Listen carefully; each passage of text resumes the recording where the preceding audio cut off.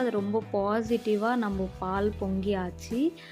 அவ்வளோ சாட்டிஸ்ஃபைடாக இருந்துச்சு. எனக்கு பால் பொங்கி வரும்போது அவ்வளோ சூப்பராக ரொம்ப கிரேட்டாகவும் ஃபீல் பண்ணேன்.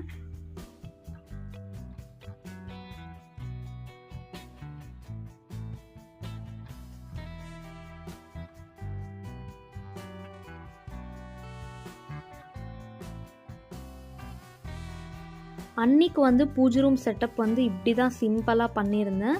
அந்த பக்கம் வந்து பச்சைம்மா ஃபோட்டோ வச்சுட்டு, அதுக்கு பக்கத்துலேயே முருகர் ஃபோட்டோ, இந்த பெரிய ஃபோட்டோ வச்சுட்டு, அதுக்கு கீழே வந்து இந்த சாமி எல்லாமே வச்சுருந்தேன். அன்றைக்கி பால் பொங்கச்ச பால் வந்து ஒரு சின்ன கிளாஸில் ஊற்றி சாமிக்கிட்ட வச்சு பூஜை பண்ணுவோம். அதே மாதிரி சாமிக்கு வந்து நாங்கள் 3 இலை போட்டு படிப்போம். அதில் வந்து 5 ஐட்டம்ஸ் ஆஃப் ரேஷன் வைப்போம் நாங்கள். அது என்னென்னா கல்லுப்பு, அப்புறம் காஞ்ச மிளகா, அப்புறம் பச்சரிசி, அதுக்கப்புறமா புளி, அதுக்கப்புறம் சாம்பார் பருப்பு.